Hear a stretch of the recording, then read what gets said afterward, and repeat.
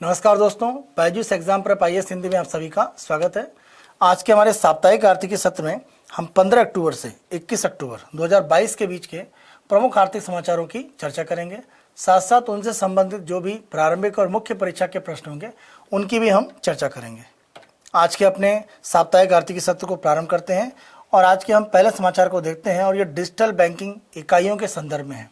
यानी अगर हम बात करें डिजिटल बैंकिंग यूनिट, तो इस तरह से आप देखें कि सामान्य तौर पर जब हम बैंक के ब्रांच की बात करते हैं तो वहाँ पर बैंक कर्मचारियों के द्वारा बैंक की अलग अलग जो सुविधा हैं वो आपको एक तरह से दी जाती हैं। तो बैंक की सामान्य तौर पर जो ब्रांच है उसी ब्रांच को अगर हम देखें, अगर हम प्रमुख रूप से पूरी तकनीक का उपयोग करके उसे परिवर्तित कर देते हैं और टेक्नोलॉजी के माध्यम से डिजिटल रूप में सारी सुविधाएं जो बैंक देता है आपको वो दी जाती हैं, तो इसी तरह की जो इकाइयाँ हैं उनको हम डिजिटल बैंकिंग यूनिट कहते हैं। इस तरह की इकाई के संदर्भ में आप देखें, इसी साल का जो बजट था उसमें वित्त मंत्री जी के द्वारा घोषणा की गई थी कि इस तरह के 75 जो डिजिटल बैंकिंग यूनिट हैं वो भारत में शुरू किए जाएंगे और इस तरह के डिजिटल बैंकिंग यूनिट भारत के 75 अलग अलग जिलों में अलग अलग राज्यों में प्रारंभ किए जाएंगे। क्योंकि आप देखें, देश की आज़ादी का 75वां साल है, तो उस उपलक्ष्य में हमने इस तरह की 75 डिजिटल बैंकिंग यूनिट शुरू करने की बात कही थी। यहाँ पर आप देखें, वर्तमान में इस तरह के जो डिजिटल बैंकिंग यूनिट शुरू किए जाएंगे उसमें सबसे ज़्यादा SBI के द्वारा इस तरह के यूनिट स्थापित किए जाएंगे। तो कोशिश ये है कि भारत में बैंकिंग की सुविधाओं को डिजिटल रूप में आगे बढ़ाया जाए। क्योंकि सामान्य तौर पर जब हम वित्तीय स्वामित्व की बात करते हैं तो भारत सरकार की जो जनधन योजना है वो काफ़ी हद तक सफल रही है। और आप देखें तो यहाँ पर लगभग 40 करोड़ से ऊपर जो लोग हैं वो एक तरह से जनधन खातों की योजनाओं में जुड़े हुए हैं। तो हम वित्तीय स्वामित्व को बैंकिंग खातों से विस्तारित कर रहे हैं। अब हमारी कोशिश ये है कि एक तरह से तकनीक का, टेक्नोलॉजी का प्रमुख रूप से जो उपयोग है वो हम वित्तीय स्थितियों में कर पाएँ। और आप देखें 5G के भारत में लॉन्च होने के बाद कहीं ना कहीं तकनीक का जो उपयोग है वो वित्तीय क्षेत्र में और व्यापक रूप में और सुविधाओं को तेज करने में काफ़ी हद तक मदद करेगा। इन्हीं तथ्यों को ध्यान में रखते हुए अगर हम डिजिटल बैंकिंग यूनिट की बात करें तो ये देश की अर्थव्यवस्था में वित्तीय सुविधाओं को तेज़ी से आगे विस्तारित करने और दूर दराज के क्षेत्रों तक पहुँचाने में काफ़ी हद तक मदद करेंगी। तो यहाँ पर जो प्रमुख रूप से ये उद्घाटन हुआ है ये भारत में डिजिटल बैंकिंग के एक नए रूप को दिखाएगा। तो जैसा हमने बात करी, 75 इस तरह की जो डिजिटल बैंकिंग यूनिट है वो 75 अलग अलग जिलों में स्थापित होंगी। यहाँ पर कोशिश प्रमुख रूप से ये है कि भारत में डिजिटल बैंकिंग का जो लाभ है वो भारत के दूर दराज क्षेत्रों तक ले जाया जाए और कोशिश है कि ज़्यादातर राज्यों को इसमें कवर किया जाए, क्योंकि एक राज्य में कम से कम एक इस तरह का यूनिट जरूर स्थापित हो। साथ साथ यहाँ पर देखें 11 सरकारी क्षेत्र के बैंक, 12 निजी क्षेत्र के बैंक और एक लघु वित्तीय बैंक, इसके माध्यम से इस तरह के जो 75 डिजिटल बैंकिंग यूनिट है वो भारत में स्थापित हो रहे हैं। तो भारत सरकार की कोशिश ये है कि हर बैंकिंग तंत्र के माध्यम से डिजिटल बैंकिंग को कहीं ना कहीं बढ़ावा दिया जाए। तो जो सामान्य ब्रांच है उसको रिप्लेस करेगा इस तरह का डिजिटल बैंकिंग यूनिट, जहां पर सारी सुविधाओं को एक तरह से हम जो भी बैंकिंग से संबंधित है उसको कहीं ना कहीं डिजिटल रूप में लाने का प्रमुख रूप से प्रयास करेंगे। ये हमारी एक तरह से कोशिश है। और इस प्रक्रिया में जो भी इस तरह के डिजिटल बैंकिंग यूनिट है वो उपभोक्ताओं को अगर हम देखें तो अलग अलग प्रकार के जो प्रोडक्ट देंगे, अलग अलग प्रकार की जो सुविधाएं देंगे, उसमें दो तरीके से सुविधाओं का उपयोग किया जा सकता है। पहला, स्वयं सेवा के रूप में, सेल्फ सर्विस के रूप में, यानी डिजिटल बैंकिंग यूनिट में अगर आपको डिजिटल रूप में अलग अलग बैंकिंग के साधन उपयोग करना पता है, कैसे आप उपयोग कर सकते हैं, तो आप इस यूनिट में जाकर जो भी बैंकिंग की सुविधाएं उनका उपयोग प्राप्त कर सकते हैं। दूसरा ये है कि डिजिटल सहायता के जरिए, यानी यहाँ पर एक बैंक कर्मी रहेगा, उस बैंक कर्मी के माध्यम से आप देखें जो व्यक्ति डिजिटल रूप में साक्षर नहीं है या डिजिटल सुविधाओं का उपयोग नहीं कर सकता है स्वयं में, उसको यहाँ पर सहायता दी जाएगी जिससे वो डिजिटल रूप में अपने बैंकिंग कामकाज कर पाए। तो दो तरीके से यहाँ पर डिजिटल बैंकिंग यूनिट में काम एक तरह से आगे बढ़ाया जाएगा। जब हम बात करते हैं कि सामान्य रूप में जो परंपरागत हमारी एक ब्रांच है बैंक की और हम जब डिजिटल बैंकिंग यूनिट की बात कर रहे हैं तो अंतर क्या है? पहला बड़ा अंतर यह है कि सामान्य ब्रांचों में आप देखें काम बैंकिंग आवर्स में होता है, यानी अगर बैंकिंग का काम एक तरह से बंद हो चुका है शाम को, तो लेट नाइट में आप बैंक की ब्रांच में कोई भी सुविधा, कोई भी बैंकिंग का कामकाज नहीं कर सकते हैं। ATM जैसी सुविधाएं ATM के माध्यम से मिलती हैं, वो एक अलग बात है, लेकिन ब्रांच में आपका जो काम है वो बैंकिंग आवर्स में ही होता है। जब बैंकिंग का काम चल रहा है बैंक में, तब यहाँ पर यह काम 24/7 होगा। यानी इस तरह के डिजिटल बैंकिंग यूनिट में नगद जमा, निकासी, किसी भी तरह की बैंकिंग की सुविधाएं जो यहाँ दी जा रही हैं सभी का उपयोग कर सकते हैं और डिजिटल माध्यम से यहाँ पर प्रमुख रूप से सुविधाएं दी जाएंगी। साथ साथ आप देखें जिन लोगों के पास कनेक्टिविटी नहीं है या डिजिटल रूप में कोई कंप्यूटिंग डिवाइस नहीं है जिससे वो डिजिटल रूप में बैंकिंग या वित्तीय सुविधाओं का उपयोग कर सकते हैं, उनके लिए आप देखें तो पेपरलेस रूप में जो बैंकिंग की सुविधा है वो इस डिजिटल बैंकिंग यूनिट में दी जाएगी। तो इस रूप में यहाँ पर ये अलग अलग लाभ दिए जाएंगे। अगर हम आधारभूत रूप में देखें तो डिजिटल बैंकिंग यूनिट कई प्रकार से बैंक की सुविधाएं यहाँ पर देगी जो आपको सामान्य ब्रांच में मिलती हैं। जैसे अगर हम बचत खाता खोलने की बात करें, बैलेंस चेक करना, पासबुक प्रिंट करना, फंड ट्रांसफर, फिक्स डिपॉजिट में निवेश, ऋण आवेदन करना, जारी किए गए चेक को स्टॉप पेमेंट की सुविधा देना, यानी आपने चेक जारी कर दिया है लेकिन अब आपको उसमें पेमेंट नहीं कराना है तो आपको जो पेमेंट है वो रोकने का दिशा निर्देश आप यहाँ से दे सकते हैं। डेबिट क्रेडिट कार्ड के लिए अप्लाई करना, खाते का विवरण देखना, करों का भुगतान करना, बिलों का भुगतान करना, या अपने बैंक खाते में अगर कोई आप नॉमिनी एक तरह से डालना चाहते हैं, कोई किसी व्यक्ति को नॉमिनेट करना चाहते हैं एज ए नॉमिनी के रूप में, तो वो नामांकन भी इस डिजिटल बैंकिंग यूनिट से हो सकता है। साथ साथ आप देखें डिजिटल वित्तीय साक्षरता और साइबर सुरक्षा को यहाँ बढ़ाया जाएगा, क्योंकि आप ध्यान रखें जब हम बात करते हैं कि हम डिजिटल रूप में भारत में बैंकिंग की स्थितियों को बढ़ावा दे रहे हैं तो यहाँ पर साइबर रूप में जो सुरक्षा होती है वो काफ़ी जरूरी है, क्योंकि इस रूप में अगर आप सुरक्षित रूप में डिजिटल बैंकिंग सुविधाओं का उपयोग नहीं करते हैं तो आपके बैंक खाते का गलत उपयोग करके आपको आर्थिक रूप में क्षति पहुंचाई जा सकती है। तो डिजिटल साक्षरता के साथ साथ जो डिजिटल एक तरह से साइबर सुरक्षा की स्थितियां उसको बढ़ावा देने के लिए भी इस तरह के डिजिटल बैंकिंग यूनिट में लोगों को इस तरह से सुविधाएं दी जाएंगी या उनमें जागरूकता फैलाई जाएगी। साथ साथ अगर हम देखें तो डिजिटल बैंकिंग यूनिट का जो जन समर्थन पोर्टल है इसके माध्यम से आप देखें सरकार की तरफ से ऋण को देने के लिए अलग अलग जो योजनाएं हैं उनको यहाँ जोड़ा जाएगा, यानी इस तरह के यूनिट के माध्यम से आप ऋण संबंधी जो सरकारी योजना है उनका लाभ उठा सकते हैं। साथ साथ आप देखें छोटे स्तर पर जो एक तरह से हमारे MSME है यानी माइक्रो स्मॉल मीडियम एंटरप्राइज, तो सूक्ष्म लघु और मध्यम जो उद्यम है, और अगर हम और आपकी बात करें जो खुदरा ऋण लेते हैं, रिटेल लोन लेते हैं, उनमें डिजिटल प्रोसेसिंग के माध्यम से इन ऋणों को एक तरह से यहाँ पर अंतिम रूप में संपादित किया जाएगा। यानी छोटे स्तर पर व्यापारिक गतिविधि के लिए ऋण या छोटा जो रिटेल ऋण है वो आसानी से इस तरह की जो डिजिटल बैंकिंग यूनिट है वहाँ पर इसको डिजिटल रूप में प्रोसेस किया जा सकता है। तो छोटे स्तर के जो ऋण है उनकी सुविधाओं को एक तरह से आप काफ़ी तेज़ी से आगे बढ़ा सकते हैं। तो ये प्रक्रिया भी आपका डिजिटल बैंकिंग यूनिट से की जाएगी। तो उद्देश्य यही है कि बैंकिंग के कामकाज में एक तरह से विस्तार किया जाए, डिजिटल रूप में प्रक्रियाओं को बढ़ावा दिया जाए और तकनीक का जो उपयोग है वो बैंकिंग में विस्तारित किया जाए। उसके लिए डिजिटल बैंकिंग यूनिट प्रमुख रूप से काम करेंगे। तो अलग अलग क्षेत्र भारत के हैं जो दूर दराज के हैं, जहाँ पर ब्रांच का एक्सपेंशन बड़े पैमाने पर नहीं हो रहा है, इस तरह के यूनिट के माध्यम से आसपास के क्षेत्रों के लोग डिजिटल बैंकिंग का लाभ उठा पाएंगे। सरकार का इस तरह के यूनिट खोलने का प्रमुख रूप से यही उद्देश्य है। हमारी इस चर्चा के आधार पर एक प्रारंभिक परीक्षा का प्रश्न हम देखते हैं। डिजिटल बैंकिंग यूनिट के संबंध में निम्नलिखित कथनों पर विचार कीजिए। पहला, यह संपत्ति और देनदारियों की ओर से भी सेवाएं प्रदान करेगा। देखिए, संपत्ति मतलब एक तरह से एसेट के रूप में है, तो किसी भी तरह का बैंक में जमा करना है या कोई निवेश करने के लिए हमारी जैसे FD खोलने की बात ही है, तो ये सब आप इस ब्रांच से कर सकते हैं, डिजिटल बैंकिंग यूनिट से। देनदारियों की अगर हम बात करें, जो आपकी लायबिलिटी है, जैसे अगर हम ऋण की स्थितियों की बात करें तो ऋण को लेकर या बिल को लेकर भुगतान की स्थितियां वो इस यूनिट से हो सकती हैं। MSME के छोटे या जो खुदरा ऋण है हमारे आपके, वो भी आपके इस तरह के डिजिटल बैंकिंग यूनिट से हो सकते हैं। तो इस रूप में आप देखें दोनों तरह की सुविधाएं इस डिजिटल बैंकिंग यूनिट से मिलेंगी। 75 में से सबसे ज़्यादा SBI द्वारा खोले जाएंगे। तो डिजिटल बैंकिंग यूनिट सबसे ज़्यादा 75 में से जो संख्या में खोले जा रहे हैं वो SBI की तरफ से। तो यहाँ पर आप देखें पहला आपका कथन सही है। दूसरा अगर हम देखें तो 75 में सबसे ज़्यादा SBI का, तो दूसरा कथन भी सत्य है। दोनों सत्य हैं, इसीलिए उत्तर हमारा C 1 और 2 दोनों सत्य हैं। हम अगले आलेख को देखते हैं और ये GST परिषद के संदर्भ में है। प्रमुख रूप से आप देखें जब हम GST परिषद की बात करते हैं तो ये एक तरह से संवैधानिक संस्था है। इस संवैधानिक संस्था के माध्यम से प्रमुख रूप से GST के संदर्भ में जो भी निर्णय होते हैं उन निर्णयों को एक तरह से किया जाता है। तो जब भी हम GST में किसी तरह के निर्णय की बात करते हैं हम GST परिषद का नाम लेते हैं। यहाँ पर अगर हम देखें देश के वित्त मंत्री इसके अध्यक्ष हैं, साथ साथ वित्त राज्य मंत्री और राज्यों के जो भी वित्त मंत्री एक तरह से होते हैं वो इसमें सदस्य हैं।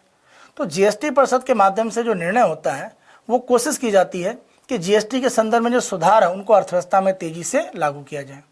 और इसके लिए आप देखें परिषद की जो बैठक होती है उसके संदर्भ में कुछ प्रक्रियाएं बनी हुई हैं।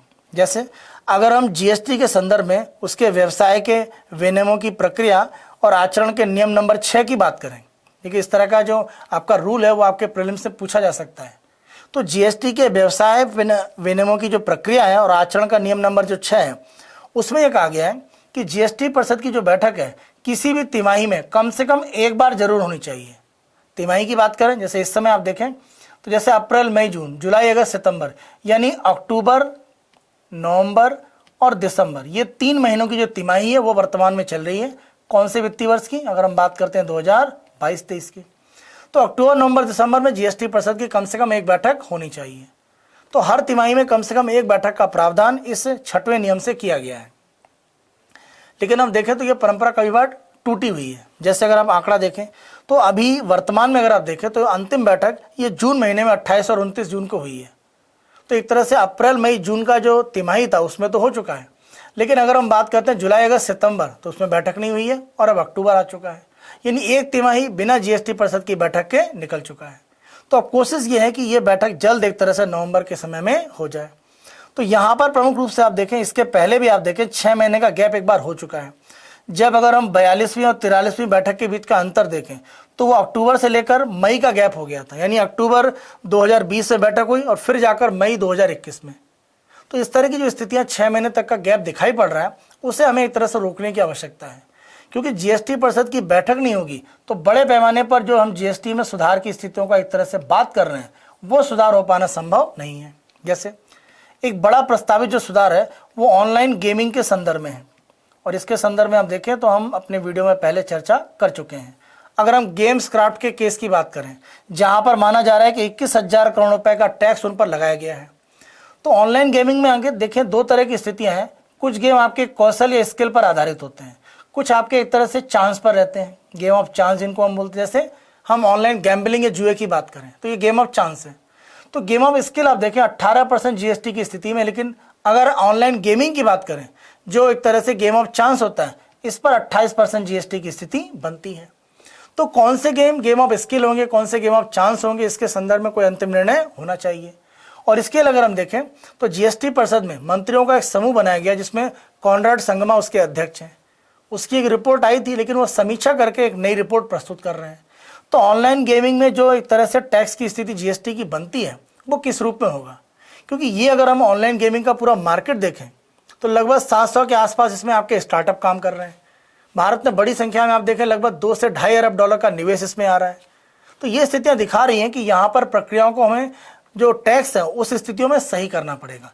तो जब तक मंत्री समूह की जो रिपोर्ट है वो जीएसटी परिषद स्वीकार नहीं करेगा और कोई निर्णय नहीं लेगा ऑनलाइन गेमिंग पर किस रूप में जीएसटी लगेगा, ये एक तरह से हम बहुत क्लियर नहीं कह सकते हैं। तो ये करने की जरूरत है, उसके लिए जीएसटी परिषद की बैठक होनी चाहिए। दूसरी अगर हम एक और मंत्रियों के समूह की बात करें जिसके अध्यक्ष दुष्यंत चौटाला हैं, जो हरियाणा के उप मुख्यमंत्री हैं, तो उनकी अध्यक्षता में जो मंत्रियों का समूह है उसने रिपोर्ट ये दिया था कि जीएसटी में अलग अलग जो विवाद हैं उनको हल करने के लिए एक कह सकते हैं ट्राइब्यूनल की व्यवस्था होनी चाहिए, एक अपीली न्यायाधिकरण। तो जो अपीली संस्था एक तरह से बनाने की बात चल रही है प्रमुख रूप से जीएसटी के अलग अलग मामलों के संदर्भ में, उसके संदर्भ में प्रक्रियाओं के बारे में जो रिपोर्ट है वो दुष्यंत चौटाला समिति की तरफ से दी गई है। अब उसको एक तरह से स्वीकार करना, उसको लागू करना, ये प्रक्रियाएं भी जीएसटी परिषद की बैठक में ही हो सकती हैं। इसी के साथ साथ देखें अगर हम बात करते हैं एविएशन टरबाइन फ्यूल, जो प्रमुख रूप से आपका वायुयान में ईंधन के रूप में प्रयोग किया जाता है, तो एटीएफ में जो भी आपका ईंधन एक तरह से उपयोग किया जा रहा है उन ईंधन के संदर्भ में प्रमुख रूप से प्रक्रिया ये है कि अभी ये जीएसटी में शामिल नहीं है। अगर जीएसटी में शामिल किया जाए तो माना जा रहा है इसके मूल्यों को लेकर स्थिति नियंत्रित हो सकती है। तो ये वायु यातायात की स्थितियों के लिए काफ़ी आवश्यक है। तो इस तरह का निर्णय भी जीएसटी परिषद ही कर सकती है। तो इसीलिए अगर जीएसटी परिषद की बैठकें लगातार कह सकते क्रमिक रूप में नहीं होंगी और 6-6 महीने की गैप जैसी स्थितियां बनेंगी तो ये जीएसटी के सुधार की स्थितियों को कमजोर करेगा। और जीएसटी में सुधार का अगर कोई कमजोरी होती है तो पूरी अर्थव्यवस्था पर इसका प्रभाव पड़ता है। तो इस रूप में जीएसटी की जो बैठकें जीएसटी परिषद की खासतौर पे है वो तेजी से होनी चाहिए, जिससे कि जो भी जीएसटी से संबंधित सुधार हैं उनको हम अर्थव्यवस्था में तेजी से कर पाएंगे। हमारी चर्चा के आधार पर एक प्रारंभिक परीक्षा का प्रश्न हम देखते हैं। जीएसटी परिषद के संबंध में निम्नलिखित कथनों पर विचार करें। पहला, नियमों के अनुसार जीएसटी परिषद को हर तिमाही में कम से कम एक बार मिलना चाहिए। तो जो 6वां नियम है वो कहता है कि तिमाही में यानी 3 महीने की साइकिल में एक बार आप अवश्य मुलाकात कीजिए, मतलब एक बैठक होनी चाहिए जीएसटी परिषद के सभी सदस्यों की। तो अगर ऐसी बैठक हर 3 महीने में एक बार अवश्य होगी, कम से कम, इससे ज़्यादा भी हो सकती है, कम से कम एक जरूर हो। तो जीएसटी में कोई सुधार लागू करना है, कोई परिवर्तन करना है तो हम जीएसटी परिषद में उसका एक तरह से निर्णय ले सकते हैं। तो पहला कथन सही है। दूसरा, जीएसटी परिषद में एक उपाध्यक्ष होता है जो भारत का वित्त मंत्री होता है। तो भारत के वित्त मंत्री अगर हम देखें जीएसटी परिषद के अध्यक्ष होते हैं, ना कि उपाध्यक्ष। यहाँ पर आपको कमेंट बॉक्स में ये उत्तर देना है कि जीएसटी परिषद में कौन व्यक्ति उपाध्यक्ष के पद पर जा सकता है या कौन उपाध्यक्ष बनता है। तो इसके संदर्भ में जो भी प्रक्रिया है, कौन बनेगा, आपको कमेंट बॉक्स में एक तरह से अपने उत्तर इसके बारे में देने हैं। तो यहाँ पर आप देखें पहला कथन तो सही है, दूसरा गलत है, इसीलिए हमारा उत्तर हो जाता है ए, केवल एक सत्य है, दूसरा यहाँ पर असत्य है, क्योंकि वित्त मंत्री जीएसटी परिषद में अध्यक्ष होते हैं, ना कि उपाध्यक्ष। अगले यहाँ पर अपने समाचार के ऊपर हम विचार करते हैं और ये विवाद निपटान योजना के संदर्भ में है। और आप देखें ये भी जीएसटी के संदर्भ में है। जीएसटी में प्रमुख रूप से आप देखें जो छोटे स्तर के विवाद हैं, यानी जिन विवादों में माना जा रहा है कि बहुत बड़ी कोई कानूनी प्रक्रिया नहीं है, केवल मान लीजिए अगर हम मानते हैं कोई इस तरह का विवाद है जहाँ पर कानूनी रूप से केवल आपने कुछ लापरवाही बरती, समय पर आपने रिटर्न फाइल नहीं करा या अन्य प्रकार का कोई टैक्स आपने ही नहीं दिया, तो उस रूप में आप पर जीएसटी पर एक केस फाइल किया गया है। तो छोटे जो विवाद हैं उनको अगर हम अलग रूप में समाधान करने का कुछ तंत्र बनाते हैं तो जीएसटी की जो विवाद की स्थितियाँ हैं उसको हम काफ़ी हद तक कम कर सकते हैं। और माना जा रहा है कि अलग अलग प्रकार के जीएसटी के जो विवाद हैं उसमें अगर हम अंतिम रूप में देखें लगभग 3.2 लाख करोड़ रुपए फंसे हुए हैं। यानी जीएसटी के विवादों को अगर हम कानूनी प्रक्रियाओं में हल कर पाते हैं तो लगभग 3 लाख करोड़ रुपए का जो जीएसटी कलेक्शन है वो सरकार को मिल सकता है। तो ये कब होगा? जब छोटे स्तर के विवादों उनको हल करने का कोई तंत्र बनाया जाए। आप देखें 2019 में भारत सरकार के द्वारा सबका विश्वास योजना लाई गई थी, तो वहां पर भी कर समाधान करने का एक त्वरित या कह सकते हैं तेज तंत्र लाया गया था। इसी तरह की प्रक्रिया जीएसटी में छोटे विवादों के लिए सरकार लाने का प्रयास कर रही है। तो यहाँ पर सरकार की तरफ से ये प्रस्तावित है, अंतिम रूप में नहीं है। तो प्रमुख रूप से सरकार का प्रस्ताव ये है कि जो भी इस तरह के मुकदमे हैं जो कह सकते हैं जीएसटी में छोटे स्तर के हैं, उनको रोकने के लिए एकमुश्त रूप में एक अवसर दिया जाए, एक समय सीमा दी जाए, एक टाइम बाउंड में मान लीजिए 3 महीने या 4 महीने का समय दिया जाए कि छोटे विवादों को इस 4 महीने के समय में हल किया जाएगा। तो टाइम बाउंड एक समय अवधि के अंदर इस तरह के छोटे विवादों को हल करने का इस नए तरह के तंत्र में प्रयास किया जाएगा। कोशिश यह है कि उत्पाद शुल्क, सेवा कर और सीमा शुल्क ये सभी आप देखें जीएसटी में लगभग शामिल हैं, लेकिन जो भी जीएसटी से पहले इसके संदर्भ में विवाद हैं वो अभी भी कहीं ना कहीं बने हुए हैं। तो इस तरह के विवादों को हल करने के लिए आप देखें एक तंत्र या कह सकते हैं एक मौका दिया जाएगा व्यापारियों को, और वो अगर हल हो पाता है तो जीएसटी की प्रक्रिया आसान हो पाएंगी, क्योंकि कानूनी प्रक्रियाओं को कहीं ना कहीं हम हल कर पाएंगे। यहाँ पर सरकार ने ये स्पष्ट रूप से कहा है कि इसका लाभ किसको मिलेगा। सरकार का यह कहना है कि छोटे विवाद जो भी जीएसटी के साथ में जुड़े हुए हैं ऐसे व्यापारियों को हम इस योजना का लाभ देंगे और उनसे जो विवाद की स्थितियां उसको हम हटाने का प्रयास करेंगे। लेकिन सरकार ने यह बात बहुत स्पष्ट कह दी है कि जो लोग जानबूझकर, यानी जो लोग विलफुल डिफॉल्टर हैं, जानबूझ के एक तरह से जीएसटी में कर चोरी कर रहे हैं, जीएसटी का टैक्स सरकार को टाइम पर नहीं देते हैं, उनको इस योजना का कोई लाभ नहीं मिलेगा। साथ साथ जो बार बार इस तरह के अपराध कर रहे हैं, बार बार मान लीजिए जीएसटी के रिटर्न को फाइल करने में देरी करते हैं या जीएसटी की चोरी कर रहे हैं, उसमें लिप्त पाए गए हैं, उनको इस योजना का लाभ नहीं मिलेगा। साथ साथ सरकार ने यह भी कहा है कि अगर मान लीजिए कोई ऐसी कंपनी है या कोई व्यक्ति है जिसके खिलाफ एनफोर्समेंट डायरेक्टरेट यानी प्रवर्तन निदेशालय मान लीजिए उसकी कोई जांच चल रही है, तो अगर ये जांच चल रही है तो हम इस कंपनी को इस योजना का लाभ नहीं देंगे, क्योंकि आपके ऊपर एक तरह से आपराधिक प्रक्रियाओं को लेकर आपने जो भी धोखाधड़ी करी है उसकी जांच चल रही है, तो आपको इस योजना का लाभ नहीं मिलेगा। तो कुछ शर्तें लगाकर सरकार ये चाह रही है कि सामान्य जो छोटे विवाद हैं उनको जीएसटी में हल किया जाए, जिससे जीएसटी की प्रक्रिया थोड़ी आसान हो पाए। और जो यहाँ पर लगभग 3 लाख करोड़ से ज़्यादा का टैक्स फंसा हुआ है वो अगर अंतिम विवाद का निपटारा हो जाता है तो सरकार को ये कर प्राप्ति करने में कहीं ना कहीं सहायता मिलेगी। आज के अगले आलेख को देखते हैं और ये भारतीय प्रतिस्पर्धा आयोग की तरफ से प्रमुख रूप से दिया गया एक कह सकते हैं पेनल्टी का आदेश है, उसके ऊपर हम चर्चा की बात कर रहे हैं। देखिए जब हम सीसीआई की बात करते हैं, कंपटीशन कमीशन ऑफ इंडिया, भारतीय प्रतिस्पर्धा आयोग, तो ये भारत में अगर हम प्रमुख रूप से देखें तो इसका प्रमुख रूप से उपयोग क्या है। इस संस्था के माध्यम से एक वैधानिक संस्था है, संसद के कानून के माध्यम से स्थापित है। तो यहाँ पर भारतीय प्रतिस्पर्धा आयोग का काम क्या है? उसका काम यह है कि भारत में जब भी हम एकाधिकार की बात करते हैं, किसी भी तरह की जो मोनोपोली है वो भारत में एक तरह से स्थापित नहीं हो सकती है, तो मोनोपोली को रोकना ये प्रमुख रूप से भारतीय प्रतिस्पर्धा आयोग का काम है। यहाँ पर आप देखें एकाधिकार को रोकने का तरीका क्या है, या एकाधिकार एक तरह से अगर हो रहा है तो वो कैसे होता है। रोकने के तरीके के लिए प्रतिस्पर्धा आयोग उत्तरदायी है, वो जांच करता है। अगर कंपनियां दोषी पाई जाती हैं एकाधिकार बनाने के लिए, उनके खिलाफ पेनल्टी लगाकर उनके काम को एक तरह से वहाँ चेतावनी देकर रोका जाता है कि भैया आप ये कार्य करने से रोकिए अपने आप को। जैसे अगर हम मान लीजिए 3 कंपनियों की बात करते हैं या 4 कंपनी ABCD को ले लेते हैं, ये चारों कंपनियां मिलकर बाजार में जो भी सुविधाएं दे रही हैं उसके मूल्य को निर्धारित करती हैं, बैलेंस करती हैं। तो यहाँ पर होता क्या है कि ये चारों जब मिल जाती हैं तो चारों मिलकर बनाते हैं क्या, कार्टेल। तो कार्टेल का मतलब ये है कि किसी भी अर्थव्यवस्था के क्षेत्र में अलग अलग जो कंपनियां काम कर रही हैं वो एकल रूप में आ जाए, मिल जाएं और मूल्य को निर्धारित करने लगे। उसके माध्यम से उनको मूल्य में तो एक तरह सहायता मिले, लेकिन मान लीजिए और कंपनियां हैं जैसे छोटी कंपनियां EF है, GH, इस तरह की कंपनियां, इनको मूल्य में नुकसान होता है क्योंकि ये 4 मिलकर अर्थव्यवस्था में उस क्षेत्र में मूल्य को नियंत्रित करते हैं। तो उनकी कोशिश क्या है कि इनका एकाधिकार स्थापित रहे और EF, GH एक तरह से घाटे में रहे। तो अगर ऐसी स्थिति है, किसी कंपनियों या कंपनियों के समूहों को मिलाकर ऐसे आरोप सिद्ध होते हैं, भारतीय प्रतिस्पर्धा आयोग जांच में पाता है कि ये कार्टेल बनाकर एक तरह से मूल्य नियंत्रण का प्रयास कर रहे हैं, तो उनके ऊपर पेनल्टी लगाया जाएगा, जुर्माना लगाया जाएगा। और ये स्थिति आप देखें तो यहाँ पर बन रही है। अगर हम बात करें मेक माई ट्रिप यानी MMT, और अगर हम प्रमुख रूप से होटल की एक जो बड़ी चेन अगर हम बात करते हैं ओयो ग्रुप, इन दोनों की, तो प्रमुख रूप से आप देखें 392 करोड़ रुपए की पेनल्टी यहाँ पर लगाई गई और ये बड़ा अमाउंट है। तो यहाँ पर जांच में 2 तरह के विवाद सामने आए हैं और ये लंबे समय से यहाँ पर देखें तो जांच की जा रही थी प्रतिस्पर्धा आयोग के द्वारा। जांच में यह पाया गया, जैसे अगर हम MMT के पोर्टल की बात करें तो MMT का जो पोर्टल है वहाँ पर देखें बहुत सारे जो होटल की अलग अलग चेन होती है, अलग अलग जो होटल हैं वो MMT के साथ एक तरह से समझौता करते हैं और समझौते के माध्यम से होता ये है कि होटल के अलग अलग जो रूम होते हैं वो MMT की वेबसाइट पर उपलब्ध कराए जाते हैं। तो मान लीजिए कोई होटल है, उसका मूल्य मान लेते हैं कि एक दिन का जो किराया है वो 2000 रुपये है। तो MMT ने समझौते में ये कहा है इस होटल से कि आप हमारी साइट पर 2000 रुपये में होटल को रेंट पर दिखा रहे हैं, आप किसी और साइट पर 2000 से कम पर नहीं दिखाएंगे, इंक्लूडिंग अपनी साइट पर, यानी होटल की अपनी जो वेबसाइट है उस पर भी आप 2000 से कम नहीं दिखा सकते हैं। यानी मान लीजिए और जो पोर्टल आपके हैं जो इस तरह की सुविधाएं देते हैं, वहां पर अगर आपको होटल रेंट पर दिखाना है तो आप 2000 से ऊपर मान लीजिए 2100 रुपये में दिखाइए, या अपने पोर्टल पर आप चाहें तो इसका रेंट 2100 रुपये दिखा सकते हैं, लेकिन 2000 से नीचे नहीं देंगे।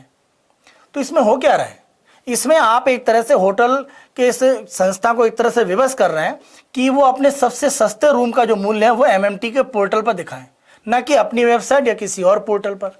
तो ये तो एकाधिकार स्थापित करने का तरीका है, क्योंकि हम और आप जब भी होटल बुक कर रहे होते हैं हमारी कोशिश क्या है, हम सस्ते से सस्ता रूम प्राप्त करें। तो हमें सबसे सस्ता कहाँ मिल रहा है, MMT पर।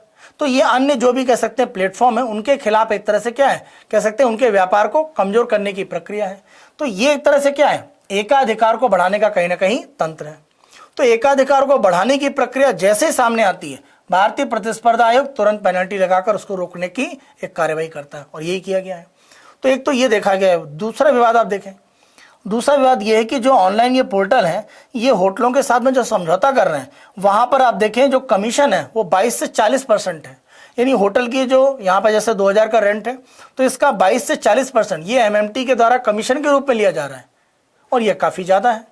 तो इस रूप में आप देखें कि होटलों के साथ जो समझौते हैं उनमें गलत तरीके से होटलों को एक तरह से नुकसान की स्थिति में लाया जा रहा है और इसी बात को यहाँ पर भारतीय प्रतिस्पर्धा आयोग ने विरोध किया है और जांच में एक तरह से चाहे हम MMT की बात करें, मेक माई ट्रिप या ओयो की बात करें, इन दोनों को दोषी पाया है और इसीलिए ये पेनल्टी इनके ऊपर इम्पोज की गई है। तो आप देखिए देश में होटल उद्योग में खासतौर से कोविड के बाद की स्थितियों में स्थिति बहुत बेहतर नहीं है और अगर कुछ संस्थाओं के द्वारा इस तरह से एकाधिकार स्थापित करने का प्रयास किया जाएगा तो जो छोटे होटल की अलग अलग चेन है उनको काफ़ी नुकसान हो सकता है।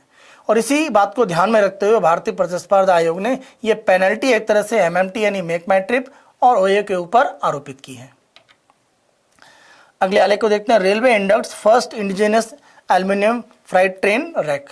तो यहाँ पर अगर देखें एल्यूमिनियम की अगर हम मालगाड़ी की बात करें तो मालगाड़ी के जो डिब्बे हैं उनमें एल्यूमिनियम से बने हुए जो डिब्बे हैं वो एक तरह से भारत में मालगाड़ी में अब लगाए जाएंगे और इस तरह का पहला जो रैक है उसका जो उद्घाटन है वो रेल मंत्री के द्वारा किया गया भुवनेश्वर रेलवे स्टेशन पर। आप देख सकते हैं ये एल्यूमिनियम से बने हुए रैक हैं जिनको एक तरह से मालगाड़ी में प्रमुख रूप से उपयोग किया जाएगा। इसके पहले आप देखें तो स्टील के इस तरह के रैक उपयोग किए जाते थे। तो ये जो नया एल्यूमिनियम का एक तरह से रैक लाया गया है, माना जा रहा है कि इससे एक तरह से जो कार्बन फुटप्रिंट है यानी कार्बन उत्सर्जन की जो स्थिति है उसको एक तरह से कम करने में मदद मिलेगी। क्योंकि आप देखें भारत सरकार की तरफ से लक्ष्य है कि 2030 तक हम रेलवे में एक तरह से शून्य कार्बन उत्सर्जन, जीरो कार्बन फुटप्रिंट बना देंगे, यानी वहां पर कार्बन उत्सर्जन को लगभग समाप्त कर देंगे। तो ऐसी स्थिति के लिए आप देखें इस तरह का जो प्रयास है वो काफ़ी हद तक एक कह सकते हैं नई दिशा में किया गया कदम है, और इससे रेलवे के 2030 के जो लक्ष्य हैं उस प्राप्ति की दिशा में ये सरकार का एक सही कदम दिखता है। तो हम यहाँ पर देखेंगे इस तरह के अगर एल्यूमिनियम के रैक बनते हैं और मालगाड़ी में लगाकर उसका उपयोग होता है, जो पहले यहाँ पर उद्घाटन किया जा चुका है, तो इससे लाभ की स्थितियाँ क्या है या किस रूप में ये रेलवे को या देश की अर्थव्यवस्था को लाभ देगा। तो पहली बात तो आप देखें मेक इन इंडिया जो हमारी एक कैंपेन है, जो हमारा योजना का भाग है, वो इसका कह सकते हैं प्रमुख रूप में एक यहाँ पर आधार दिखता है। क्योंकि मेक इन इंडिया से हमारी कोशिश क्या है, हम ये चाहते हैं कि भारत में घरेलू उत्पादन की स्थितियों को बढ़ाया जाए। तो यहाँ पर ये जो एल्यूमिनियम के रैक बनाए गए हैं मालगाड़ियों के लिए, इसमें अगर हम देखें RDSCO, हिंडाल्को और बेस्को वैगन, इन्होंने मिलकर घरेलू रूप में पूरी तरह से स्वदेशी तकनीक के माध्यम से डिजाइन और विकसित किया इस तरह के एल्यूमिनियम के रैक को। तो ये भारत के घरेलू उत्पादन को बढ़ाने की स्थिति दिखा रहा है जो हम मेक इन इंडिया से करना चाह रहे हैं। तो पहला महत्वपूर्ण भाग तो ये है। अगर हम एल्यूमिनियम रैक की यहाँ पर विशेषताओं की बात करें या जो लाभ की स्थितियां बन सकती हैं, तो आप ध्यान रखें जब हम इसके टेयर की बात करते हैं, इसका जो टेयर है वो सामान्य स्टील की तुलना में 3.25 टन कम है। ठीक है, जब भी हम रेलवे के वैगन में टेयर की बात करते हैं, इसका मतलब ये है कि अगर आप रेलवे के उस डिब्बे को खाली रखते हैं तो खाली रखने पर उसकी एक तरह से भार की स्थिति क्या है। तो माना जा रहा है कि एल्यूमिनियम का ये जो रैक है, अगर आप खाली रखते हैं तो स्टील वाले रैक की तुलना में 3.25 टन इसका वजन कम है। यानी अगर वजन इसका कम है, हल्का है, तो ये ज़्यादा भार एक तरह से ले सकता है। साथ साथ मालगाड़ी को एक तरह से चलाने की जो शक्ति है वो कम लगेगी, यानी आपका एक तरह से जो ईंधन की खपत है वो कहीं ना कहीं आपकी मालगाड़ी के संचालन में कम होगी। तो ये माना जा रहा है कि अतिरिक्त रूप में ये 180 टन जो क्षमता है वो ज़्यादा वहन कर सकता है, ज़्यादा ट्रांसपोर्ट कर सकता है। साथ साथ जैसा मैंने बात करी, टायर अगर कम रहता है, यानी खाली जो आपका डिब्बा है उसका भार कम है, तो कार्बन उत्सर्जन कम होगा क्योंकि ईंधन की खपत कम होगी, और ज़्यादा माल ढुलाई हो सकती है। जैसा हमने बात करी 180 टन, तो कम ऊर्जा खपत लेकिन ज़्यादा माल ढुलाई, ये रेलवे चाहता है। तो इस रूप में एल्यूमिनियम के जो इस तरह के नए वैगन बने हुए हैं जो मालगाड़ी के रूप में उपयोग किए जाएंगे उन डिब्बों में, उसमें ये एक बड़ा लाभ यहाँ पर हमको मिल रहा है। यहाँ पर आंकड़े ये भी कह रहे हैं कि अगर हम अकेले एक रैक की बात करते हैं, उस रैक के माध्यम से पूरे जीवन काल में 14,500 टन कार्बन उत्सर्जन की जो स्थिति है कार्बन डाइऑक्साइड के माध्यम से, उसको बचाया जाता है। तो आप देखें एक रैक की हम बात करें एल्यूमिनियम के, ऐसे लाखों की संख्या में जो रैक है वो रेलवे आगे चलकर उपयोग करेगा। तो आप सोच सकते हैं कितने बड़े पैमाने पर कार्बन उत्सर्जन को हम कम करने में सफल होंगे। यहाँ पर यह भी है कि इस तरह के जो एल्यूमिनियम के रैक है, इनका जो रिसाइकिल है वो प्रोसेस लगभग आप देखें मूल्य का 80% तक हो जाता है। यानी अगर हम कहते हैं एल्यूमिनियम रैक 100 रुपये का है और 10 साल के बाद मान लीजिए उसको हम रिसाइकिल करते हैं, तो रिसाइकिल करके इससे हम 80 रुपये तक की वैल्यू प्राप्त कर सकते हैं। तो इसका मतलब केवल 20% रिसाइकिल करने में इसका नुकसान होता है। तो इस रूप में इसकी रिसाइकिल की प्रक्रिया जो ज़्यादा है ये भी रेलवे के घाटे को कहीं ना कहीं कम करेगी। साथ साथ देखें अगर हम स्टील के रैक की बात करें तो उसमें जंग लग के उसके खराब होने की स्थितियाँ ज़्यादा हैं, जबकि एल्यूमिनियम में इस तरह का जो संचारण है वो बड़े पैमाने पर आप देखें कि रोकने की स्थिति है। उतने बड़े पैमाने पर यहाँ पर जो जंग लगकर उसके खराब होने की स्थितियाँ नहीं बनती हैं, और घर्षण का प्रतिरोध भी आप देखेंगे कि स्थिति में काफ़ी हद तक रोकने में मदद मिलती है।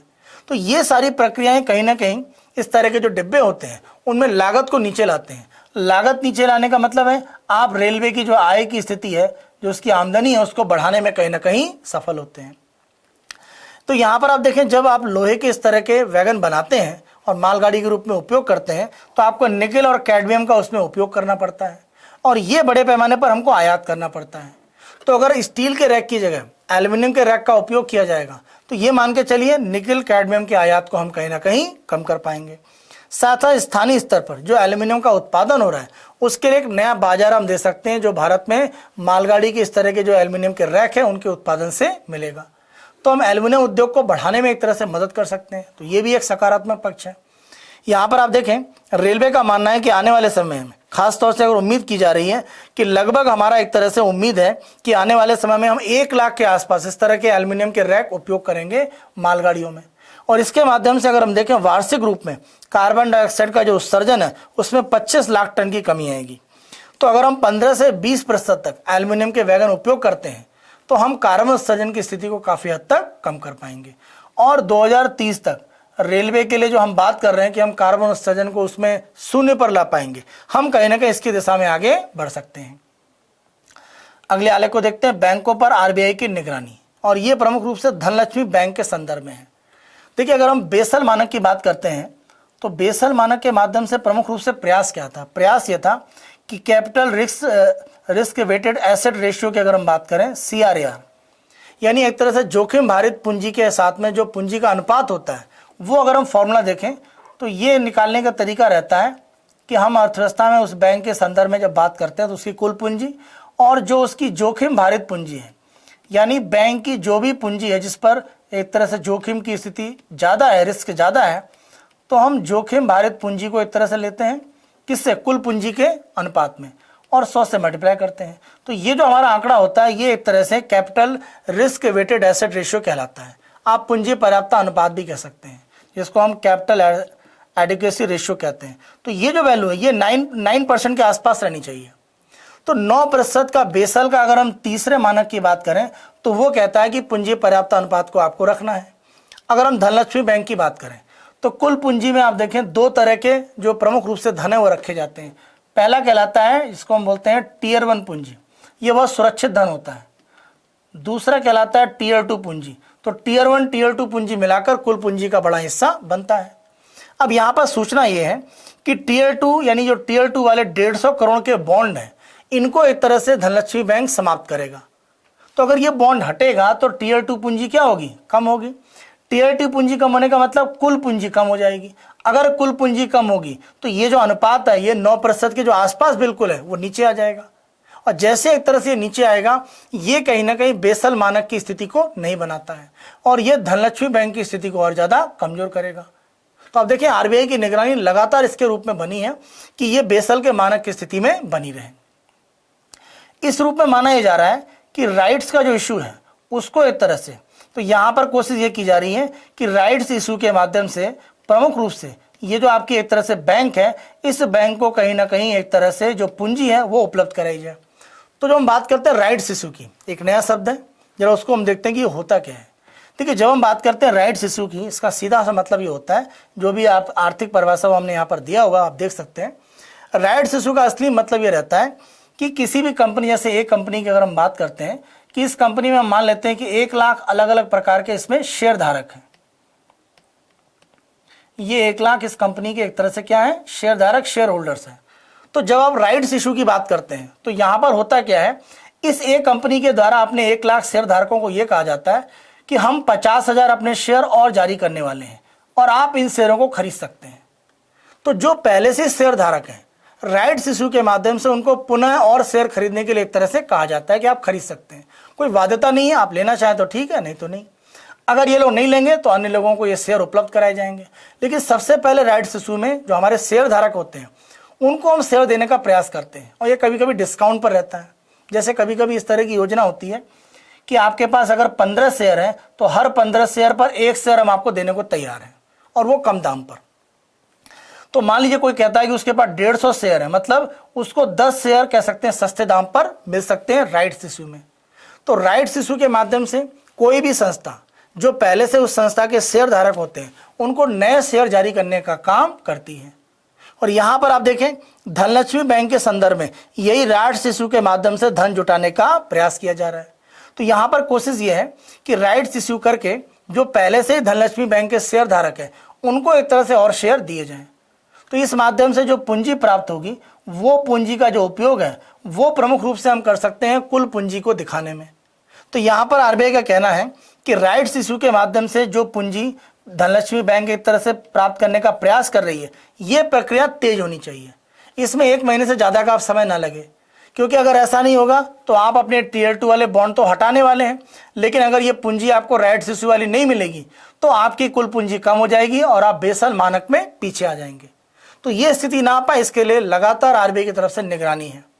आरबीआई डेली बेसिस पर धनलक्ष्मी बैंक में देख रहा है कितनी पूंजी आ रही है, कितने पूंजी का उपयोग किया जा रहा है, वो सारे आंकड़े आरबीआई की निगरानी में चल रहे हैं।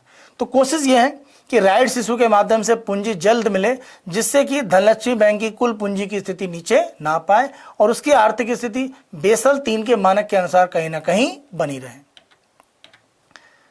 इसी हमारी चर्चा के आधार पर एक प्रारंभिक परीक्षा का प्रश्न देखते हैं। राइट्स इश्यू के संबंध में निम्नलिखित कथनों पर विचार करें। पहला, इसके तहत शेयर धारक अतिरिक्त शेयर खरीदने के लिए बाध्य हैं। देखिए, मैंडेटरी नहीं है, बाध्य नहीं है। राइट्स इश्यू में यह जरूर होता है कि जो शेयर धारक है उन्हीं को सबसे पहले शेयर खरीदने के लिए कहा जाता है, लेकिन कोई बाध्यता नहीं है। अगर वो नहीं खरीदते हैं तो अन्य लोगों को दिए जाएंगे। तो इस रूप में बाध्यता, ये आपका पहला कथन गलत कर देता है। दूसरा, इसके तहत मौजूदा शेयर धारता में बदलाव की संभावना, तो बिल्कुल होगा। जैसे हमने पीछे क्या देखा कि ये जो 1 लाख शेयर धारक है, इन्हीं को राइट्स इश्यू के शेयर मिलेंगे। तो ज़्यादा शेयर मिलेंगे तो शेयर धारता बदलेगी। हो सकता है इन लोगों के पास कंपनी का 40% शेयर हो, तो नया शेयर देने से हो सकता है इनके पास 50% शेयर पहुंच जाए। तो जो शेयर होल्डिंग होगी वो कंपनी की क्या होगी, परिवर्तित होगी। तो जब भी राइट्स इश्यू किया जाता है तो शेयर धारता में बदलाव होगा, इसकी बिल्कुल संभावना रहती है। तो पहला कथन तो गलत है, लेकिन दूसरा सही है। इस रूप में उत्तर हमारा हो जाता है बी, केवल 2 सत्य हैं। अगले आलेख को देखते हैं, समाधान के लिए डीआरटी। देखिए, भारत में प्रमुख रूप से अगर हम बात करते हैं इंसॉल्वेंसी एंड बैंकरप्सी कोड 2016, यानी शोधन अक्षमता और दिवालियापन संहिता 2016, इसमें अगर हम देखें तो जब हम बात करते हैं एनसीएलटी की, नेशनल कंपनी लॉ ट्रिब्यूनल, तो यहाँ पर अगर किसी कंपनी के द्वारा कोई ऋण लिया गया है बैंक या वित्तीय संस्था से और वो टाइम पर वापस नहीं हुआ है और कंपनी ने एक तरह से उस ऋण के कारण बैंक पर एनपीए बना दिया है, तो बैंक कंपनी को एनसीएलटी में एक तरह से ले जा सकता है, उस पर केस फाइल कर सकता है। लेकिन अगर मान लीजिए कंपनी की जगह पर कोई पार्टनरशिप, यानी किसी भी तरह की हम मान लेते हैं कि कोई भागीदारी कंपनी है, तो अगर कोई पार्टनरशिप एक तरह से फर्म है तो ये स्थिति बदल जाती है। उसके लिए केस आपका जाएगा किसमें, डेट रिकवरी ट्राइब्यूनल, यानी ऋण वसूली न्यायाधिकरण के पास में। तो डीआरटी जो संस्था है वो पार्टनरशिप फर्म का कोई भी कह सकते हैं डिफॉल्ट होता है, बैंक या वित्तीय संस्था के ऋण समय पर नहीं दिए गए, उनके मामले इनके पास आते हैं। अगर हम आईबीसी 2016 के कानून की बात करें, आप देखें एनसीएलटी और डीआरटी की अगर हम बात करें तो एनसीएलटी के पास जो भी मामले हैं उसमें यहाँ पर आरबीआई की तरफ से एक आंकड़ा दिया गया है कि एनसीएलटी के पास जो भी एक तरह से विवाद है, उन विवाद में आप देखें लगभग 1.35 लाख करोड़ रुपए फंसा हुआ है। यानी अगर एनसीएलटी के द्वारा मामलों का निपटारा टाइम पर कर दिया जाए तो लगभग 1.35 लाख करोड़ रुपए रिकवर हो सकता है बैंकों और वित्तीय संस्थाओं का। दूसरी तरफ अगर आंकड़ा आप डीआरटी का देखें तो आश्चर्यजनक रूप में ये एनसीएलटी से काफी ज्यादा है। अगर हम डीआरटी में देखें तो यही जो फंसा हुआ धन है वो 2.25 लाख करोड़ का है। यानी आप देखें कि ये एनसीएलटी की तुलना में ज्यादा पैसा यहाँ पर ब्लॉक है। अगर हम डीआरटी की बात करें तो अगर डीआरटी एक तरह से अपने निर्णय को सही पर देता है और टाइम पर प्रक्रिया कर पाता है तो लगभग 2.25 लाख करोड़ रुपए जो ब्लॉक है वो बैंक का मिल सकता है। तो इसके लिए प्रक्रिया कैसे की जाए, तो यहाँ पर प्रमुख रूप से आप देखें सरकार की तरफ से कुछ सुधार किए जा रहे हैं और आईबीसी कानून में सुधार करते हुए सरकार ये कह रही है कि डीआरटी की जो 3 बेंच हैं, इन बेंचों को आप देखें, DRT court number 1 Chennai, DRT court number 3 Delhi और डीआरटी कोर्ट नंबर 1 यानी मुंबई। तो मुंबई, चेन्नई और दिल्ली, वहां पर डीआरटी की जो भी ब्रांच काम कर रही हैं उनमें से 3 हैं, उनको एक तरह से यह दर्जा दिया जा रहा है कि जो भी उनके पास केस हैं और वो केस अगर 100 करोड़ रुपए से ऊपर के हैं तो वो एक तरह से उसको रिजॉल्व करने की स्थिति यानी उसका निर्णय करने की स्थिति को तेज करें। तो 100 करोड़ से ऊपर यानी बड़े मामले, तो बड़े मामलों के निपटारा करने के लिए डीआरटी की 3 बेंचों को अधिकृत किया जा रहा है कि आप जल्दी इसके मामलों का निपटारा कीजिए। क्योंकि आप देखें डीआरटी में ज्यादा एक तरह से धन फंसा हुआ है। तो जब भी हम कहते हैं कि आईबीसी में किसी तरह के सुधार हो रहे हैं तो सुधार में आप ये प्रक्रिया बता सकते हैं कि इस सुधार की प्रक्रिया के माध्यम से डीआरटी में जो एनसीएलटी की तुलना में ज्यादा पैसा फंसा हुआ है वहां पर रिकवरी को सरकार बढ़ाना चाहती है। और 3 जो हमारी बेंच है, ये आपसे पूछा जा सकता है कौन कौन सी बेंच है, चेन्नई, दिल्ली और मुंबई की, उनको अधिकृत किया गया कि 100 करोड़ से ऊपर के डिफॉल्ट हैं उन मामलों के निपटारा आप तेजी से कीजिए।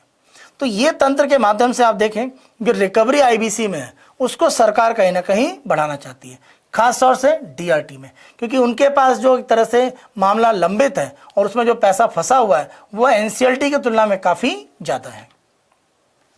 अगले आलेख को देखते हैं, भारत में एफडीआई यानी प्रत्यक्ष विदेशी निवेश की बात करें तो जब एफडीआई की बात करते हैं तो एफडीआई किसी भी देश में जब निवेश के रूप में पहुंचता है तो ये उस देश में आप देखें स्थिर निवेश का एक स्रोत माना जाता है। इससे अर्थव्यवस्था में कई तरह से विकास होते हैं, उत्पादक गतिविधियां बढ़ती हैं, रोजगार बढ़ता है, आय बढ़ती है और ये निवेश स्थिर है, स्थायी है, जल्दी अर्थव्यवस्था से बाहर नहीं जाता है। जबकि इसकी तुलना में अगर हम एफपीआई निवेश की बात करें तो ये हॉट मनी है और तेजी से अर्थव्यवस्था से पूंजी को बाहर ले जाता है। आप देखिए कि जब से अमेरिका में ब्याज दरें बढ़ी हैं, एफपीआई बड़े पैमाने पर भारत से निवेश को बाहर निकाल रहे हैं, लेकिन एफडीआई की ऐसी स्थिति नहीं होती है। तो ये किसी देश की अर्थव्यवस्था के आधारभूत ढांचों को देखते हैं। अगर वहां पर स्थितियां बेहतर हैं तो वो बड़े पैमाने पर निवेश एफडीआई के रूप में देश में करते हैं। और भारत में आप देखें कि यहाँ पर कुछ जो मल्टीनेशनल कंपनी है उनसे कुछ कह सकते हैं पूछताछ करके कुछ आंकड़े लिए गए हैं। तो मल्टीनेशनल कंपनी का ये कहना है कि आने वाले समय में लगभग 3 से 5 साल की स्थिति में ऐसा माना जा रहा है, लगभग 90% एमएनसी ये मान रहे हैं कि भारत में स्थितियां स्थिर रहेंगी। वहां पर अगर वो अपना काम करेंगे तो उनका विकास होगा, उनका उत्पादन बढ़ेगा, उनके लाभ की स्थितियां बढ़ेंगी। इस रूप में वो भारत में एफडीआई बढ़ाना चाहते हैं। इसी के साथ साथ जांच में 71% जो एमएनसी है उन्होंने ये कहा है कि प्रमुख रूप से अगर हम अपने काम को दुनिया में बढ़ाना चाहते हैं, तो अगर हम वैश्विक स्तर पर काम को बढ़ाना चाहते हैं तो वैश्विक स्तर पर काम को विस्तारित करने का आधार भारत है। तो कोई एमएनसी ग्लोबल एक्सपेंशन करना चाहती है तो 71% जो बहुराष्ट्रीय कंपनियां एमएनसी हैं वो ये कह रही हैं कि भारत में उन्हें अपना काम विस्तारित करना पड़ेगा। तो ये कहीं ना कहीं भारत के महत्व को उत्पादन केंद्र और अर्थव्यवस्था वैश्विक स्तर पर जो उसका महत्व है उसको कहीं ना कहीं दर्शाता है। इसी रूप में हमारे एफडीआई की स्थितियां भी बढ़ी हैं। और यहाँ पर अगर हम देखें तो अगर हम बात करते हैं कन्फेडरेशन, प्रमुख रूप से कन्फेडरेशन ऑफ इंडियन इंडस्ट्रीज, यानी अगर हम यहाँ पर बात करते हैं कन्फेडरेशन ऑफ इंडियन इंडस्ट्रीज यानी सीआईआई और अर्नेस्ट यंग, इन दोनों के द्वारा मिलकर एक रिपोर्ट दी गई है। और ये रिपोर्ट में कहा गया है कि आने वाले 5 साल यानी 2027 तक भारत में उम्मीद की जा रही है कि कुल मिलाकर लगभग 475 अरब डॉलर का जो एफडीआई है वो एक तरह से देश की अर्थव्यवस्था में आ सकता है, ऐसा अनुमान है। और ये आंकड़े आप देखें तो एफडीआई का जो ट्रेंड है उसी को कहीं ना कहीं दर्शा रहे हैं। क्योंकि कोविड काल में आप देखें जब दुनिया के अर्थव्यवस्था में संकट था उस समय भी हमने बड़े पैमाने पर एक तरह से एफडीआई के रिकॉर्ड स्तर को प्राप्त किया है। आप आंकड़ा देखिए, 2021 कोविड काल है, हमने 19-20 में 74 अरब डॉलर प्राप्त किया था, उसकी तुलना में रिकॉर्ड स्तर पर हम 82 अरब डॉलर का एफडीआई प्राप्त करने में सफल रहे। इसी को आप देखें 21-22 में हमने फिर रिकॉर्ड तोड़ा, 82 की जगह 84 अरब डॉलर का। और माना जा रहा है कि जैसा सरकार के आंकड़े हैं और पीछे की वीडियो में हम चर्चा कर भी चुके हैं कि 2022-23 में ये आंकड़ा बहुत उम्मीद की जा रही है कि 100 अरब डॉलर तक पहुंच सकता है। तो ये दिखा रहा है कि देश की अर्थव्यवस्था के आधार मजबूत हैं। दुनिया की अलग अलग जो उभरती हुई अर्थव्यवस्थाएं हैं उनमें जब विकास दर की बात कर रहे हैं तो भारत की विकास दर में संभावना सबसे प्रबल देखी जा रही है कि हम रिकवरी बहुत तेजी से कर रहे हैं। और इस रूप में एफडीआई का निवेश हमारे यहाँ बड़े पैमाने पर आएगा, इसको लेकर किसी भी तरह की आशंका की स्थितियां नहीं है। और ये जो रिपोर्ट दिखाई पड़ रही है ये कहीं ना कहीं इसी को प्रमुख रूप से इंगित करती है। तो एफडीआई की बढ़ती स्थिति भारत में उत्पादन, रोजगार, आय की स्थितियों को कहीं ना कहीं बेहतर करेगी। आप ये भी ध्यान रखें कि जिस तरह से डिजिटल अर्थव्यवस्था को बढ़ाने में भारत बड़े पैमाने पर काम कर रहा है, और हमने पहले आर्टिकल में आप देखा कि डिजिटल बैंकिंग यूनिट को हम विस्तारित कर रहे हैं, तो हम बैंकिंग के कामकाज को, हम बैंकिंग का जो पूरा कामकाज है उसको डिजिटल रूप में ज़्यादा ले जा रहे हैं। और ऐसी स्थिति में अगर डिजिटल स्थितियाँ बढ़ती हैं तो दुनिया की अर्थव्यवस्था का जो निवेश है वो आकर्षण भारत में बढ़ेगा, क्योंकि हम जो नवीन तकनीक है उसके आधार पर अर्थव्यवस्था को आगे बढ़ा रहे हैं। आप देखें ऑनलाइन जो हमारा गेमिंग है उसमें 2.5 अरब डॉलर से ज़्यादा का निवेश आ रहा है। तो ये दिखा रहा है कि कहीं ना कहीं नई तकनीक के आधार पर, वो चाहे आर्टिफिशियल इंटेलिजेंस हो, ब्लॉकचेन टेक्नोलॉजी हो, इंटरनेट ऑफ थिंग्स हो, हम सभी में तेजी से आगे बढ़ रहे हैं। और जिस तरह से हम स्किल डेवलपमेंट कर रहे हैं, कौशल विकास कर रहे हैं, हम डिजिटल अर्थव्यवस्था के रूप में और आगे बढ़ेंगे और बाहर के निवेश को सही रूप में प्राप्त करने की वर्तमान स्थिति में भारत उपस्थित है। 5G तकनीक को जिस तरह से भारत में लॉन्च कर दिया गया है और माना जा रहा है कि 2023 के लास्ट तक हम बड़े पैमाने पर भारत को उसमें आगे ला पाएंगे, तो ये भी हमारी डिजिटल अर्थव्यवस्था को आगे बढ़ाएगा। और इसके लिए बड़े पैमाने पर हम देखेंगे कि एफडीआई का जो फ्लो है वो भारत में बढ़ेगा। तो जो रिपोर्ट कह रही है कि आने वाले 5 साल में 475 अरब डॉलर का एफडीआई आ सकता है, इसकी बिल्कुल प्रबल संभावनाएं अगर हम देखें तो भारत में एक तरह से बनती हैं और ये स्थितियां हमारे यहाँ जरूर होंगी। आज के यहाँ पर अपने अंतिम आलेख को देखते हैं। और यूके में प्रधानमंत्री पद को लेकर अगर हम बात करें तो लिज ट्रस की तरफ से अपना इस्तीफा दिया जा रहा है। यानी पिछले 3 महीने में देखें तो बोरिस जॉनसन के हटने के बाद लिज ट्रस को उनकी पार्टी की तरफ से प्रधानमंत्री नियुक्त किया गया। अब उन्होंने भी अपने पद से इस्तीफा दिया है और एक नए प्रधानमंत्री को आप देखेंगे यूके में। तो यूके में प्रमुख रूप से आर्थिक जो सुधार की प्रक्रियाएं थी जो लिज ट्रस के द्वारा अपनाई गई, उनको एक तरह से मिनी बजट का नाम दिया गया और बड़े पैमाने पर सुधार थे। वहां पर आप देखें तो करों को लेकर एक तरह से जो छूट की स्थिति है वो घोषित की गई थी। साथ साथ ये कहा गया था कि जो भी एक तरह से कर में छूट की बात की जा रही है उसी के साथ साथ लोगों के जो एनर्जी बिल हैं, जो ऊर्जा के बिल हैं, जो बिजली के बिल हैं, उनमें कुछ छूट दी जाएगी। तो ये जो एनर्जी बिल का भाग है, यहाँ पर अगर आप एक तरह से छूट की बात करते हैं तो ये स्थिति को कहीं ना कहीं क्या है, एक कमजोर करता है, क्योंकि आप टैक्स के कलेक्शन को कम करने वाले हैं कर में छूट देकर, एनर्जी बिल में कुछ माफ़ी करेंगे तो वहाँ पर भी छूट है। तो ये दोनों अगर कारण देखें जो बड़े सुधार थे, उसमें आप देखें तो राजस्व की जो स्थितियाँ हैं वो यूके सरकार की क्या होंगी, नीचे आएंगी। तो अगर आपका राजस्व नीचे आ रहा है तो आर्थिक विकास के लिए आप एक तरह से जो निवेश है वो अर्थव्यवस्था में कहाँ से प्राप्त करेंगे। ये कहा जा रहा है कि बैंक ऑफ इंग्लैंड के द्वारा बॉन्ड के माध्यम से अर्थव्यवस्था में निवेश प्राप्त किया जाएगा, लेकिन उसकी अपनी एक सीमा है। आप बॉन्ड को एक हद से ज़्यादा नहीं ले जा सकते हैं। जब आप इस तरह के साधन अपना रहे हैं सुधार में, जहां पर अपने राजस्व को आप स्वयं कम कर रहे हैं, तो आप पर दोबारा एक तरह से निवेश के लिए जो बाजार है वो भरोसा कैसे करें। तो यूके सरकार के जो भी ये सुधार लाए गए, जिसके कह सकते हैं वापस लेने की प्रक्रिया के बाद लिज ट्रस को प्रधानमंत्री पद से इस्तीफा देना पड़ा, उसका बड़ा आधार यही है कि आप जो सुधार लागू कर रहे हैं उस सुधार के लिए क्या निवेश या पूंजी की जो स्थिति है वो आपने बनाई थी, क्या आपने इस तरह के सुधार में कोई घोषणा करी थी। ऐसा कोई आधार नहीं था कि ये निवेश और पूंजी के साधन कहां से आएंगे। और कोविड के कारण आप देखें तो यूके की अर्थव्यवस्था में लगातार एक गिरावट रही है, उसकी ग्रोथ रेट या विकास दर नहीं बढ़ी है। भारत अभी हाल फिलहाल में आप देखें यूके को पीछे छोड़कर आगे बढ़ा है जीडीपी के स्तर में। अगर हम वैश्विक स्तर पर देखें, ब्री एग्जिट हुआ है, अपने आप को यूरोपीय संघ से ब्रिटेन ने अलग किया है। तो ये सारी स्थितियां आर्थिक स्थिति के रूप में उसको कहीं ना कहीं कमजोर करती हैं। और इस तरह के सुधार जहां पर सरकार के राजस्व को घटाकर अर्थव्यवस्था को आगे बढ़ाने का प्रयास किया जाएगा, उसमें संसाधन है या नहीं है, इसको लेकर सरकार बहुत सुनिश्चित नहीं थी। और यही कह सकते हैं कारण है कि प्रमुख रूप से यहाँ पर प्रधानमंत्री लिज ट्रस का इस्तीफा हुआ है।